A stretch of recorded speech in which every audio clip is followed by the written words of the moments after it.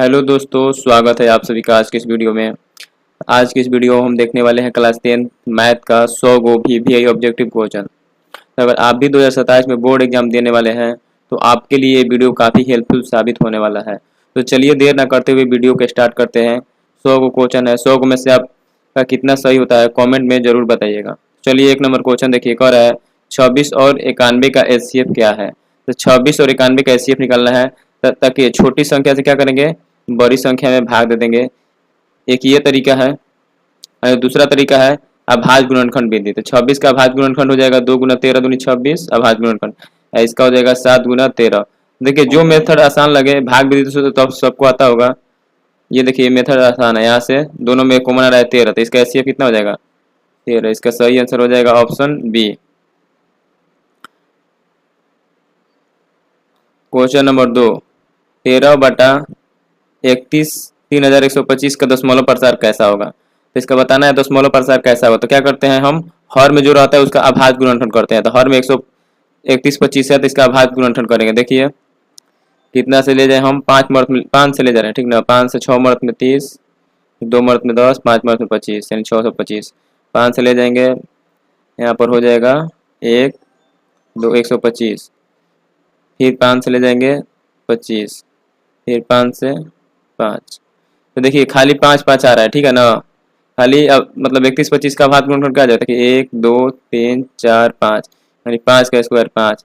इसका हो जाएगा 13/5 का स्क्वायर 5। तो बटा में क्या आया, 5 का गुना जा गया, यानी 5 खाली आया है। तो या तो 5 रहना चाहिए, 2 रहना चाहिए, 2 और 5 रहना चाहिए, ठीक है ना। अगर ये रहेगा तो उसका दशमलव प्रसार कैसा होगा, शांत होगा। अगर ये नहीं रहेगा तो अशांत आवर्ती का हो जाएगा, ठीक है ना। तो 5 है तो कह देंगे इसका दशमलव प्रसार कैसा है, शांत है।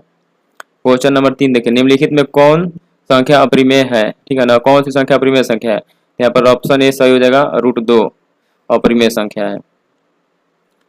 4 नंबर क्वेश्चन, दो घनात्मक पूर्णांक ए और बी के लिए यूक्लिड विभाजन लेमा है। तो यूक्लिड विभाजन लेमा किसे कहते हैं दोस्तों, जब दो को घनात्मक पूर्णांक दिया ए और बी दिया, लेमा बोलेगा चाहे यूक्लिड विभाजन प्रमेय बोलेगा चाहे एल्गोरिदम बोलेगा, तीनों का मतलब एक ही होता है। तो इसका सही आंसर हो जाएगा ऑप्शन बी, होता है ए बराबर बी क्यू प्लस में आर, जहां पर आर का मान होता है ना हमेशा छोटा रहेगा बी से, और 0 से 12 भी हो जाएगा या बराबर हो जाएगा। आर यानी शेषफल, तो 20 से हमेशा छोटा रहेगा और 0 आ जाएगा या 0 के 12 रहेगा।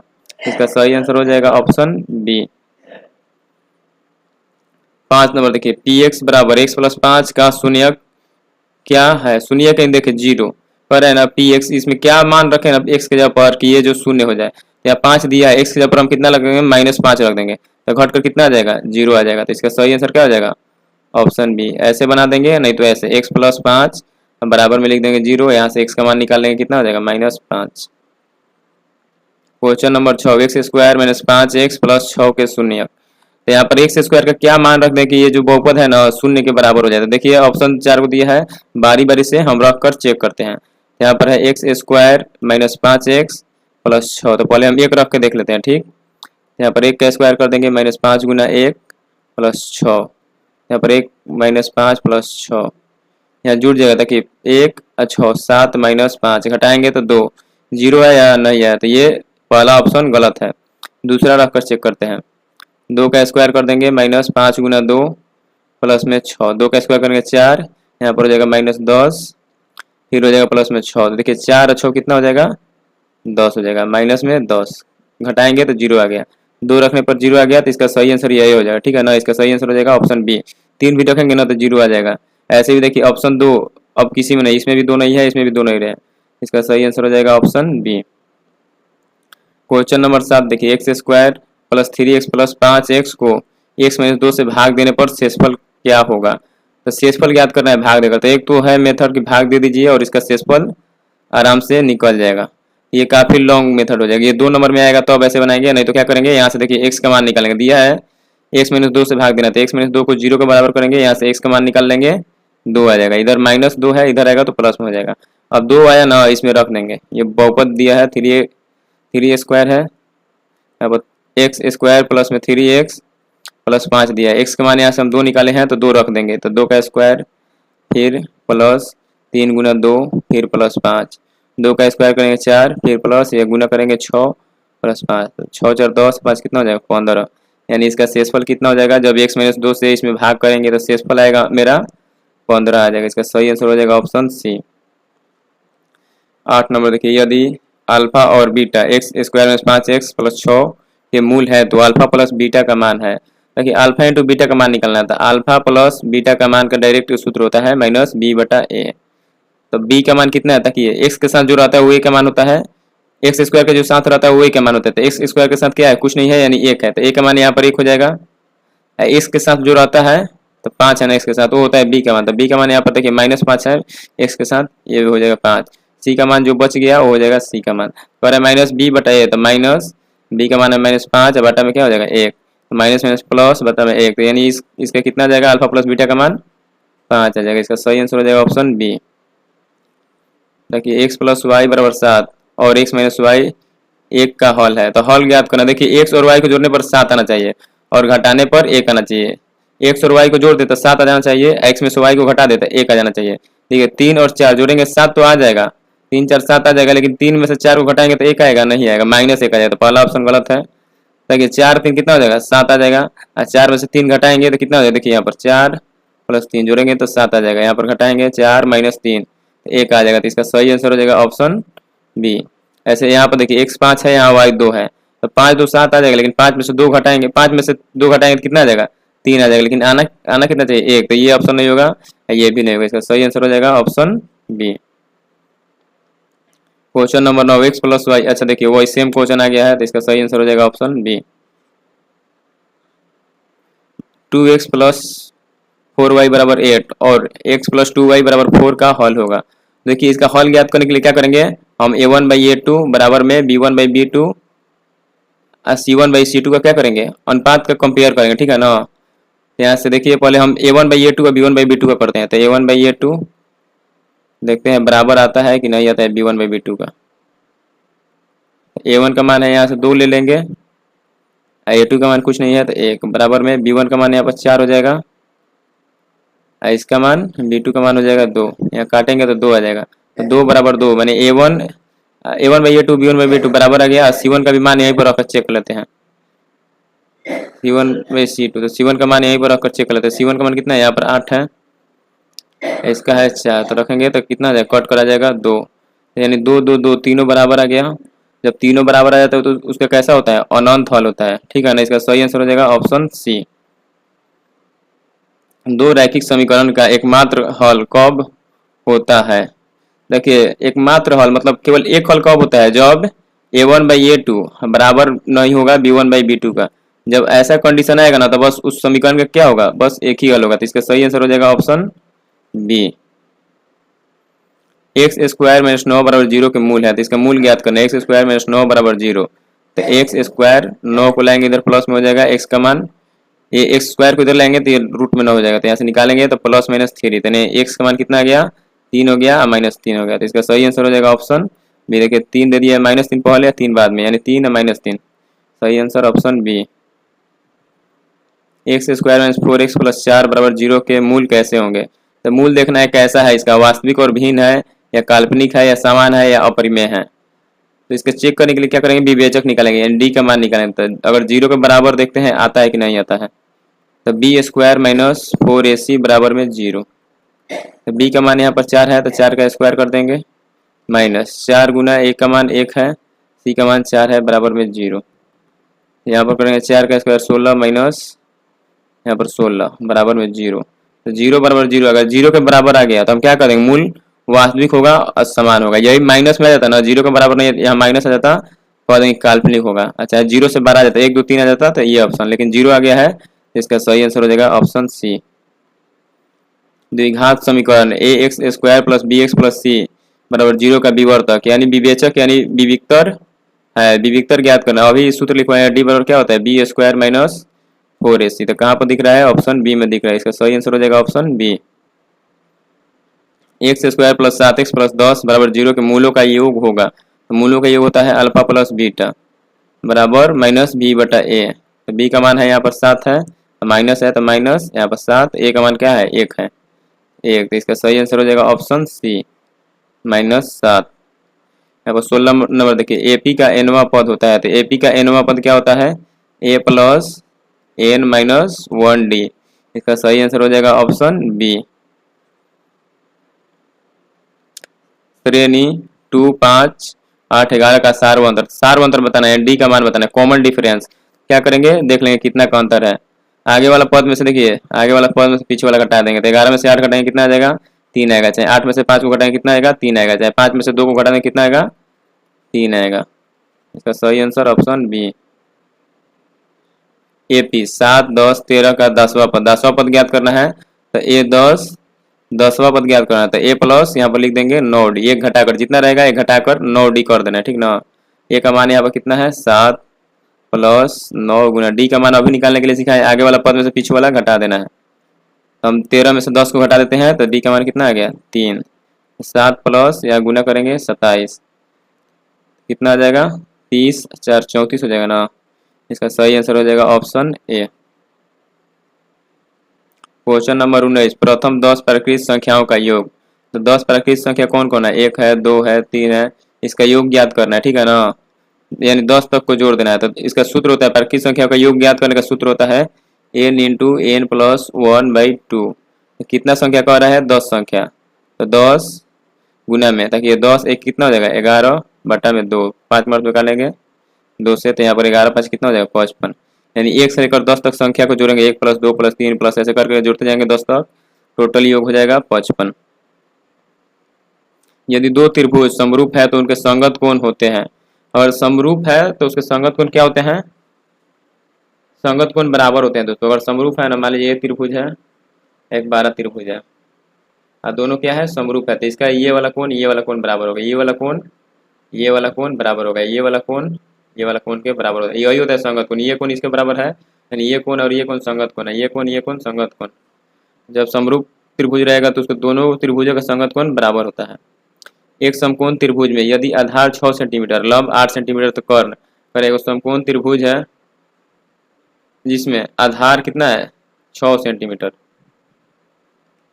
आधार है 6 सेंटीमीटर और लंब है 8 सेंटीमीटर, तो कर्ण, ये जो कर्ण है 90 डिग्री के सामने वाला कोण, 90 डिग्री के सामने वाला भुजा क्या कहलाता है, कर्ण। तो यही ज्ञात करना है। तो कर्ण ज्ञात करने का सूत्र होता है रूट में लंब स्क्वायर, तो लंब कितना है, 8 है, तो 8 का स्क्वायर प्लस में आधार स्क्वायर, तो आधार 6 है, तो 6 का स्क्वायर।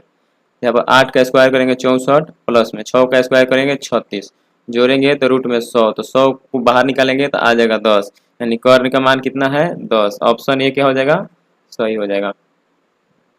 यदि दो समरूप त्रिभुजों की संगत भुजाओं का अनुपात 2 और 3 है तो उनके क्षेत्रफलों का अनुपात बताना है। देखिए संगत भुजाओं के, दो समरूप त्रिभुज के संगत भुजाओं का अनुपात दे दिया है, तो उसका क्षेत्रफल बताना है, तो बस इसका स्क्वायर कर देना है, तो 2 का स्क्वायर 4 हो जाएगा, 3 का स्क्वायर 9 हो जाएगा। इसका सही आंसर हो जाएगा ऑप्शन बी। यदि देखिए दिया है, यदि त्रिभुज ABC में DE और BC क्या है, समांतर है, यदि DE बराबर 2 है, DE बराबर 4 है, तो AE और EC ज्ञात करना है। कर एक त्रिभुज है, ठीक। अब BC, DE जो है ना BC के समांतर है, ABC एक त्रिभुज है, इसके समांतर एक DE है, तो यहाँ से एक समांतर, इसके समांतर BC के समांतर एक लाइन खींच दी जिसका नाम दे दिए हैं DE। अब यहाँ से कह रहा है AD यहाँ 2 है, अब BD कितना है, 4 है, तो इसका अनुपात पूछ रहा है, AE और EC यहाँ से यहाँ, और ये इसका अनुपात पूछ रहा है, तो इसका अनुपात कितना हो जाएगा, 1:2 हो जाएगा, इसका अनुपात भी 1:2 हो जाएगा। इसका सही आंसर हो जाएगा ऑप्शन ए। देखिए इसका अनुपात निकालेंगे, 2 और 4 है ना, तो काटेंगे तो कितना हो जाएगा, ऐसे निकाल सकते हैं, AD बटा में BD चाहे DB, इधर हो जाएगा AE बटा में EC। तो AD का दिया है 2, इसका दिया है 4, तो AE बटा में EC, AE बटा में EC, या काटेंगे तो 1/2, तो इसका अनुपात कितना आ गया, 1:2। ऐसा क्यों करते हैं, हम जानते हैं कि समरूप त्रिभुज में संगत भुजाओं का अनुपात क्या होता है, बराबर होता है, तो इस भुजा और इस भुजा का अनुपात इस भुजा और इस भुजा का अनुपात के बराबर होगा। मूल बिंदु के निर्देशांक होते हैं, तो मूल बिंदु का निर्देशांक कितना होता है, 0 0। जब दो रेखाएं x अक्ष और y अक्ष जिस बिंदु पर काटती है उसी को कहते हैं मूल बिंदु, ताकि ये x अक्ष है, ये y अक्ष है, जब एक दूसरे को यहाँ पर काट रही है क्या है, मूल बिंदु। इसका निर्देशांक क्या होता है, 0, 0, यानी यहाँ पर x का मान भी 0 और y का मान भी 0। बिंदु 2,4 और 6,8 का मध्य बिंदु। तो मध्य बिंदु ज्ञात करने की कुछ नहीं करना है, ताकि x ये है x, तो दोनों को जोड़ देना है। दोनों को जोड़ेंगे 2 और 6 कितना हो जाएगा 8, बटा में 2 लिख देंगे। 4 और 8 को जोड़ देंगे कितना हो जाएगा 12, बटा में लिख देंगे 2, यहाँ काटेंगे तो 4 ये काटेंगे तो 6, तो इसका हो जाएगा 4,6। मध्य बिंदु निकालने का सबसे आसान तरीका ये। इसका सही आंसर हो जाएगा ऑप्शन ए। बिंदु 1,2 और 4,6 के बीच की दूरी, तो बीच की दूरी निकालना है। तो दूरी निकालने के लिए कुछ नहीं करना है, ये उसमें जोड़ कर 2 से भाग कर रहे थे, रूट में क्या करना है, ये जो है 4 में से 1 को घटा देंगे। 4 में से 1 को घटाएंगे कितना हो जाएगा 3, इसका स्क्वायर कर देंगे। प्लस में 6 में से 2 को घटाएंगे कितना हो जाएगा 4, तो 4 का स्क्वायर कर देंगे।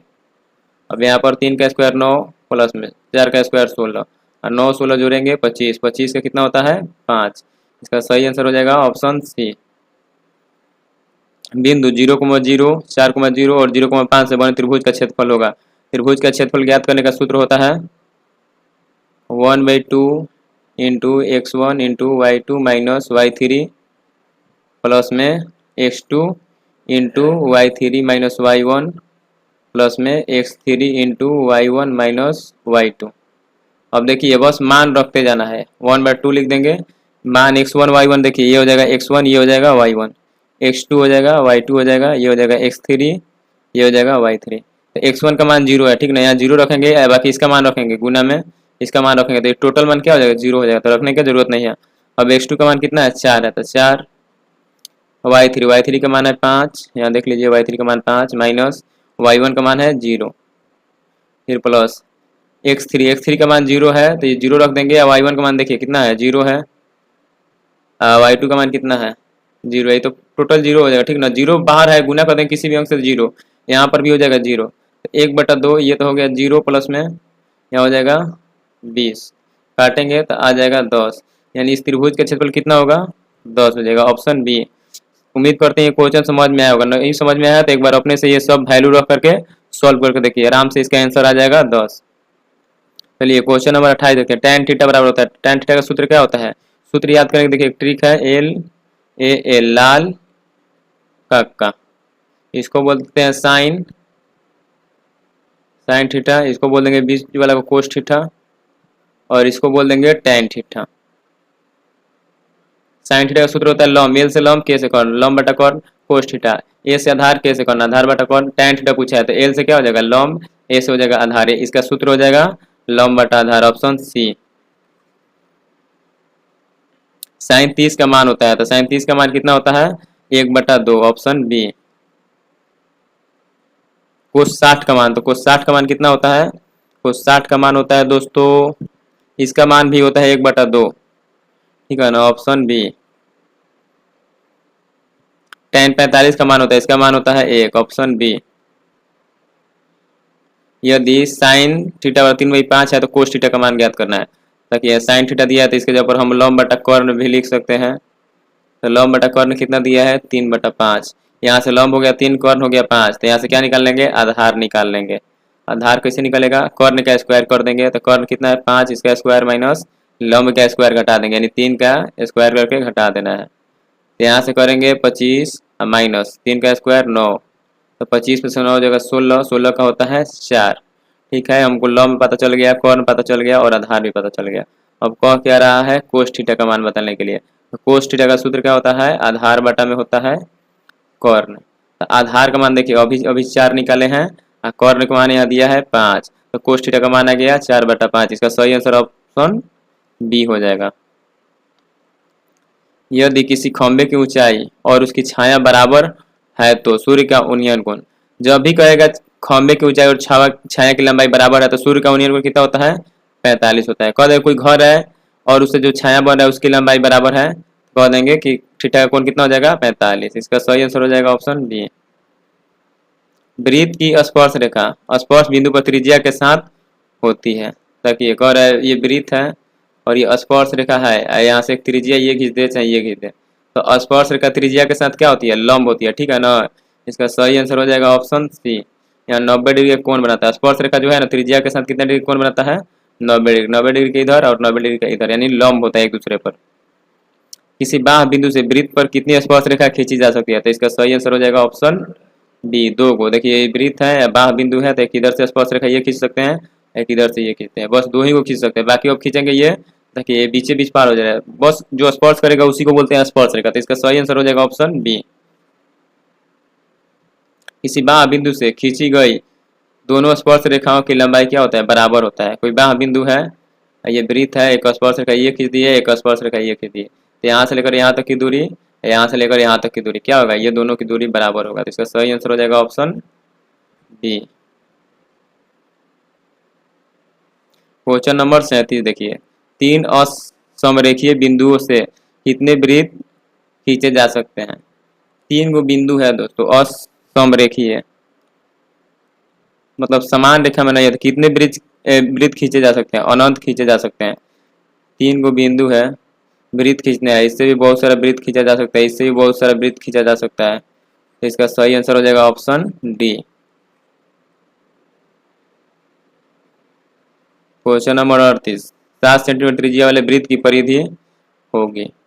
तो वृत्त की परिधि का सूत्र क्या होता है, 2πr, 2 × 22/7, त्रिज्या दिया है 7, 7 से 7 कट जाएगा। इसका सही आंसर हो जाएगा ऑप्शन सी 44। त्रिज्या 14 सेंटीमीटर वाले वृत्त का क्षेत्रफल, तो वृत्त का क्षेत्रफल का सूत्र होता है πr²। तो 22/7, आर का मान दिया है 14, तो 14 × 14, ये काट देंगे दो मर्थ में, यहाँ से गुना कर देंगे 28, 28 में इतना से करें कितना हो जाएगा 56, 56, 6 11 6, यानी 28 में 22 से करेंगे तो 616 हो जाएगा। सेंटीमीटर में है तो सेंटीमीटर स्क्वायर। इसका सही आंसर ऑप्शन बी। 14 सेंटीमीटर त्रिज्या वाले वृत्त के 90 डिग्री सेक्टर का क्षेत्रफल होगा। कह रहा है एक वृत्त है, ठीक, और यहाँ से 90 डिग्री का एक कोण बना दिए ये और ये, तो जो सेक्टर है ना, ये जो आ रहा है ना, इसका क्षेत्रफल पूछ रहा है। कह रहा है 14 सेंटीमीटर त्रिज्या वाले वृत्त के 90 डिग्री सेक्टर का क्षेत्रफल, यानी यहाँ से एक त्रिज्या खींच दिया और यहाँ से एक त्रिज्या खींच दिया, इसके बीच का कितना डिग्री कोण बन रहा है, 90 डिग्री बन रहा है। अब ये जो बच गया ना भाग, इसका क्षेत्रफल बताना है। ये एक वृत्तखंड हो गया, ठीक ना, वृत्तखंड नहीं त्रिज्य खंड हो गया। त्रिज्यखंड का क्षेत्रफल निकालने का सूत्र होता है θ/360 गुना में πr²। तो थीटा का मान यहाँ पर 90 कह दिया है, तो 90/360, पाई का मान होता है 22/7 गुना में आर का मान कितना दिया है 14, तो 14 को लिख देंगे 2 बार, तो 7 से ये कट जाएगा 2 मर्थ में, ये कटेगा 4 मर्थ में, फिर ये 2 मर्थ में, फिर 2 से ये 11 मर्थ में, तो 14 में 11 से गुना करेंगे तो कितना हो जाएगा 154 हो जाएगा। इसका सही आंसर क्या हो जाएगा ऑप्शन ए। उम्मीद करते हैं ये क्वेश्चन आपको समझ में आया होगा। चलिए क्वेश्चन नंबर 41 देखते हैं। 14 सेंटीमीटर त्रिज्या वाले अर्धवृत्त का क्षेत्रफल, तो अर्धवृत्त का क्षेत्रफल होता है πr² 2, तो पाई का मान होता है 22/7 और 2 तो पहले से बटा में है, आर का मान है 14 गुना 14, 7 से काटेंगे 2 मर्थ में, 2 से 2 कट जाएगा, 22 में 14 से गुना करेंगे कितना हो जाएगा 308 हो जाएगा। इसका सही आंसर हो जाएगा ऑप्शन बी। बेलन का वक्र पृष्ठीय क्षेत्रफल, यानी सूत्र बताना है, बेलन का वक्र पृष्ठीय क्षेत्रफल का सूत्र है। इसका सही आंसर हो जाएगा 2πrh, ऑप्शन बी। 7 सेंटीमीटर त्रिज्या और 10 सेंटीमीटर ऊंचाई वाले बेलन का वक्र पृष्ठीय क्षेत्रफल, और एक बेलन है जिसकी त्रिज्या 7 सेंटीमीटर और इसका ऊंचाई है 10 सेंटीमीटर। इसका वक्र पृष्ठीय क्षेत्रफल बताना है, तो वक्र पृष्ठीय क्षेत्रफल का सूत्र होता है 2πrh, 2 गुना पाई का मान 22/7, आर का मान दिया है 7, एच का मान दिया है 10, ये काट देंगे 7 से 7, 22 दूनी 44, 44 में 10 से गुना करेंगे 440। इसका सही आंसर हो जाएगा ऑप्शन सी। शंकु का आयतन का सूत्र तो 1/3 πr²h, इसका सही आंसर हो जाएगा ऑप्शन सी। 3 सेंटीमीटर त्रिज्या वाले गोले का आयतन, तो गोला का आयतन का सूत्र क्या होता है 4/3 πr³। 4/3 तक ये पाई का मान किसी में नहीं रखा है तो हम भी नहीं रखेंगे, पाई का मान जब पाई रहने देते हैं, आर का मान कितना दिया है 3 सेंटीमीटर, 3 गुना 3 गुना 3, ये कट जाएगा, गुना करेंगे 9, 9 में 4 से करेंगे 36। इसका सही आंसर हो जाएगा ऑप्शन बी 36 पाई। यदि गोले की त्रिज्या दोगुनी कर दी जाए तो उसका आयतन होगा, ताकि जब गोला है ये, इसकी त्रिज्या आर है, ठीक, जब इसकी त्रिज्या हम दोगुना कर देते हैं 2r कर देते हैं, तो इसका आर है तो इसका सूत्र हो जाएगा 4/3 πr³। जब इसको दोगुना कर देंगे तो 4/3 पाई, यहाँ पर क्यू है ना, 2r का क्या करेंगे क्यू, 4/3, यहाँ पर 2 का करेंगे तो 8 हो जाएगा क्यू। देखिए ऐसे लिख सकते हैं 8 गुना में 4/3 पाई आर क्यू। यहाँ पर 4/3 पाई आर क्यू, पहले आर त्रिज्या था तो 4/3 पाई आर क्यू, यहाँ पर कर दिए तो 4/3 पाई आर क्यू, कितना गुना हो गया 8 गुना का। यानी जब गोले की त्रिज्या दोगुनी कर देंगे तो उसका आयतन क्या हो जाएगा, सीधे 8 गुना बढ़ जाएगा। तो इसका सही आंसर हो जाएगा ऑप्शन डी। 2, 4, 6, 8, 10 का माद बताना है दोस्तों, तो क्या करेंगे सबको जोड़ देंगे। तो 4 2 कितना होगा 6, 6 12, 12 8 20, 20 10 30, 30 हो गया। कितना संख्या है 1 2 3 4 5, 5 से भाग देंगे तो इसका मान आ जाएगा 6, ऑप्शन बी। 1 3 5 7 का माध्यिका बताना है दोस्तों। माध्यिका क्या होता है, जो बीच में रहता है ना वही हो जाता है माध्यिका। 2 को इधर से साइड कर दिए, 2 को इधर से कर दिए, बीच में बच गया 5, यही हो जाएगा माध्यिका। माध्यिका बोले या माध्यक बोले। 2 3 4 5, 2 3 3 4 5 का बहुलक है, बहुलक बताना है, यानी जो बहुत बार आता है, जो अधिक बार आया है तो अधिक बार। देखिए 2 बार आया है 3, ठीक है ना, तो इसका बहुलक हो जाएगा 3, ऑप्शन बी। यहाँ देखिए 50 नंबर क्वेश्चन, एक पासा फेंकने पर आभास संख्या आने की प्रयोगता। पासा में कौन कौन संख्या होता है, 1 होता है, 2 होता है, 3 होता है, 4 होता है, 5 होता है, 6 होता है। तो आभास संख्या आने की संख्या, तो इसमें आभास संख्या कौन कौन है, 2 है आभास संख्या, 3 है और 5 है।